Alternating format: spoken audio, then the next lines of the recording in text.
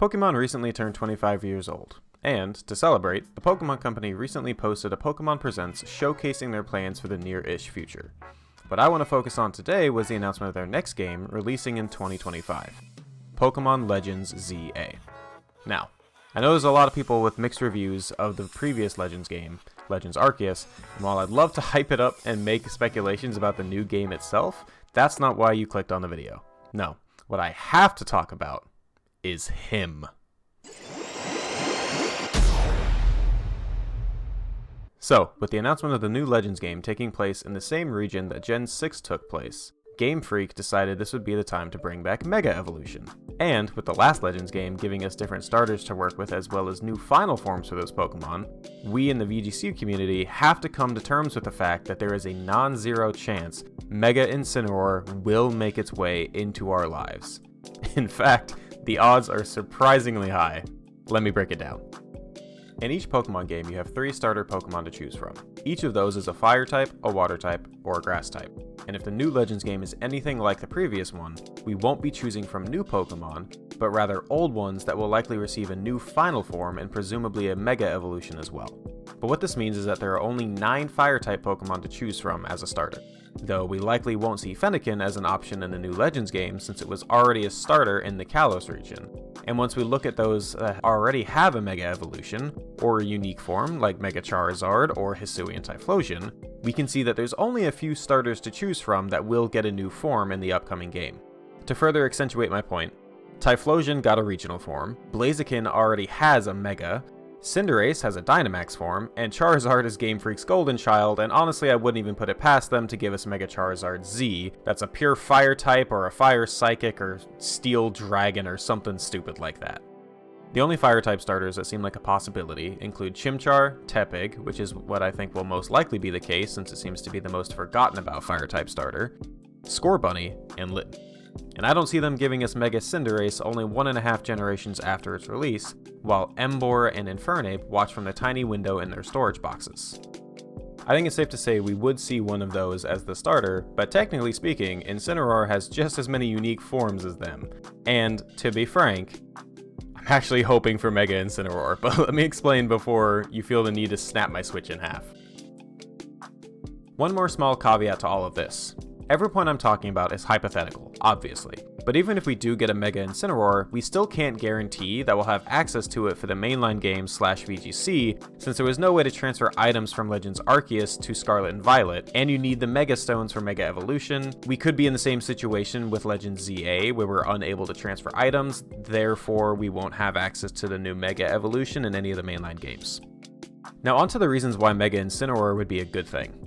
And to do that, we need to talk about what makes base form Incineroar so good. And if you want a more in-depth explanation about that and the history of Incineroar on its own, Wolf Glick actually just released the other day a video going over all of that in great detail. But to keep it simple, Incineroar has just way too many tools that make it way too good in VGC. First, Incineroar has one of the best abilities in the game, that being Intimidate. Being able to reduce your opponent's physical damage every time Incineroar switches onto the field is just incredible.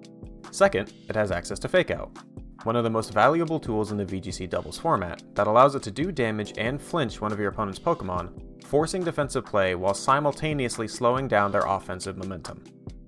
Third, it has the 2 best pivoting moves in the game. U-Turn is a great move to do damage while also getting a free pivot into one of your other Pokemon, while Parting Shot is another pivoting move that instead of doing damage, drops your opponent's attack and special attack stat by 1 stage before switching out, again, slowing down your opponent's momentum. Fourth, it has great stats and great typing. 115 base attack is very solid offensively, and using moves like Flare Blitz and Knockoff allow Incineroar to get massive value offensively even if it's not using its more utility-based moves. Its solid natural bulk allows it to take hits well, and its slow speed means you can use its pivoting moves to get a safe switch in reliably. Finally, it has the flexibility to run any item you want it to, so it can fit onto any team perfectly. If you need a safety goggles for switch-ins on Spore and to dodge Rage Powders? Sure. Do you want Assault Vest to further its defensive capabilities? How about a Berry for healing and longevity? You could even run a Choice Band to get maximum value out of your physical moves and still pivot with U-Turn. When you pair all of these traits together, you get so many opportunities to pivot Incineroar in and out, flinching them, intimidating them, reducing your opponent's damage, or threatening big damage yourself, and you can do all of that with no restrictions on your item choice, and freedom to slot in more niche moves like Will-O-Wisp, Taunt, or Helping Hand, and you get to flex your stats as well to be whatever you need it to be. So how do all of these traits lead to an even stronger version of Incineroar being healthy for the game? Well, it all comes down to opportunity cost. Incineroar is able to be as good as it is because it has the flexibility in its move choices, stat spread, and items, while its ability is the only thing you can't change. But you know what happens to most Pokemon when they Mega Evolve? They change their ability. And you know what they need to Mega Evolve? A very specific, clunky item that gets no value if you don't commit to Mega Evolving during a battle. Basically, if Incineroar gets a Mega Evolution, the only way you can use it on your team to its fullest potential would be by losing the flexibility that makes it so good in the first place. I'll talk about that more here in a minute, but I want to bring up some abilities I could see Mega Incineroar getting access to. And I also want to mention that when you look at the list of existing Mega Evolutions and compare their abilities to their non-Mega Evolved Pokemon, there's a pretty simple mindset behind why the new abilities are chosen.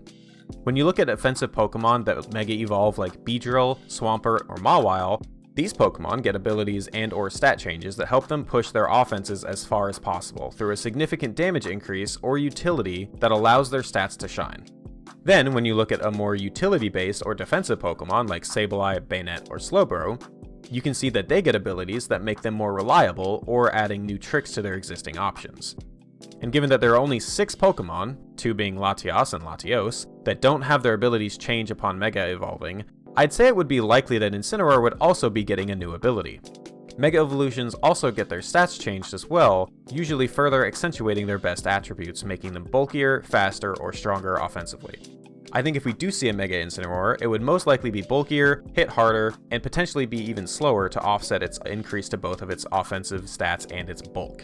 However, it would be much more interesting to see a faster, stronger, and less bulky option to completely flip everything we know about Incineroar on its head. First off, I think Tough Claws would be a no-brainer for it. I mean, look at those big, meaty paws. Those things have won multiple world championships by slapping other Pokemon around for years. Giving a 30% boost to contact moves would go crazy even with Incineroar's base stats, but with a Mega Evolution that would for sure see a boost to his attack stat would be downright vicious. Imagine a 120 base powered Flare Blitz, boosted by its stab and also a free Life Orb boost after the fact. That's an absurd amount of power and would be really scary when Mega Incineroar is staring you down. This would even complement moves like Fake Out and U-Turn, giving them a boost to their damage as well. Next up, I like the idea of Mold Breaker. This fits more thematically based on the fact that Incineroar broke through the mold of being a fire starter that is actually good on its own, and also being a 3-time world champion. Mold Breaker would allow for Mega Incineroar to do more niche but cool tech options, like flinching inner focus mons with Fake Out, taunting oblivious mons, or even hitting things like Heatran with a Flare Blitz without having to worry about Flash Fire activating. This would be a lot less blatantly offensive, but could still see a lot of good use cases, and I think would open a lot more skill option as well. Lastly, Moxie could be a really fun option too, that could allow for some really interesting endgame situations. Going for Mega Evolution on Incineroar later in the battle to steal a KO and then gain a +1 attack, giving Mega Incineroar the option to clean up a late game, or Snowball early with a really cheeky KO could be incredibly fun. And let's be real, Incineroar definitely already has Moxie. Okay, so to break down what this would look like in a battle, while normal Incineroar can opt for longevity through its items like berries or Assault Vest, the Mega Evolution couldn't really do the same since it has to run the Mega item. It also means that pivoting to Cycle Intimidate would no longer be possible after Mega Evolution, assuming it gets a new ability, making its defensive utility non-existent outside of Fake Out and Parting Shot. But at that point, you have now used your Mega Evolution, lost your Intimidate ability, and sacrificed an item slot, just to do what normal Incineroar already does. And do you really want to use a Mega Evolution just to get a slightly stronger Fake Out? Basically, if you want to run Incineroar as the same aggressive support option that we've been using for the better part of the last decade, you can still do that. Don't bother with a Mega Evolution. But if you want to get limited use out of base Incineroar, sacrificing your support capabilities and instead gain potential to output a lot more damage or be a late game monster, then Mega Evolution could be the right choice for you. I can see Mega Incineroar as an entirely different mode for teams to play with, as opposed to being just an improvement on its already existing kit. And honestly, I really want this. I think it would add a lot to the game while making sure to not completely break Incineroar even more than it already is. I really like the idea of making this trade. Choosing to sacrifice utility and or bulk by sacrificing its item in exchange for more damage or different utility abilities adds a huge amount of skill to piloting Incineroar. In order to really get the most value out of it defensively, you'd have to put off the Mega Evolution until you were in a spot that you feel comfortable enough to lose your Intimidate ability. It also means that if you Mega Evolve just so you can Parting Shot or U-turn, you won't have access to that defensive Intimidate tool later on, and all you got out of it was a little bit of extra damage. On the flip side, it means you could do that intentionally to get rid of Intimidate, allowing Incineroar to come back in against Pokemon with those Defiant or competitive abilities without activating them.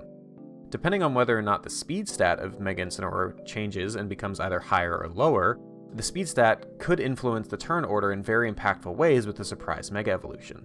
Maybe this would allow you to pick up a faster Fake Out into opposing Incineroar, or even pick up a slower U-turn or Parting Shot onto an opposing offensive Pokemon, meaning that you get to pivot slower than your opponent's Incineroar as well. In terms of offensive stats, maybe you hit something with a Flare Blitz for about 40% damage, but you know that if you Mega Evolve, you can pick up the KO if you hit that same Pokemon again.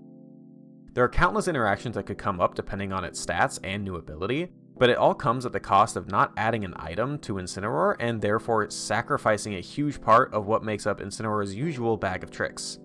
No Safety Goggles means he can no longer safely switch in on Spores or Sleep Powders, no Assault Vest means he can't take hits as well against special attackers, and no Berry means no healing itself in the middle of a battle. There would be so much to gain from Mega Evolution, and yet, arguably, there would be even more to lose by doing so. It also adds an interesting dynamic in terms of team building, where you could reliably run 2 Mega Pokemon on your team without ever feeling like Incineroar would be dead weight if you don't commit to Mega Evolving it during a battle. Say you have a Mega Stone on both your Incineroar and a Swampert, but your opponent brings 2 grass types against your team, making Swampert useless. Now, instead of relying on your Swift Swim Rain Abuser, you can instead Mega Evolve Incineroar to completely body your opponent's grass core. On the flip side, say you have the same 2 Mega Pokemon, but your opponent has a Fire and Ground type physical attacking team. Suddenly, you don't want to Mega Evolve Incineroar, but instead opt to use it defensively while your Swampert rips up the opposing team. All in all, I don't see Mega Incineroar as a potential problem. I see it more as an extension of what makes Incineroar already good, and I think it more or less just adds to the potential skill ceiling that it requires to pilot it. I think it adds a lot of risk, but it adds a lot of reward to it if you can make it work properly. But it can also just be exploited. I think there could be a lot of ways to make sure that your opponent doesn't get a lot of value out of Mega Evolving their Incineroar, and being able to take advantage of the fact that they don't have Intimidate anymore can be a huge boon to your team. I'm genuinely curious what you guys think about all this. Do you think I'm right? Wrong? Crazy? Do you see this being a problem if he does get a Mega Evolution, or do you see it more as just a new method of using Incineroar? Just let me know what you think. Also, what abilities do you think Mega Incineroar could or should get? There are a lot of options to choose from. I really want to explore the possibilities that Incineroar has to provide to the game in the future. I hope y'all enjoyed this, and please don't hate me for being a Mega Incineroar advocate. Okay, goodbye.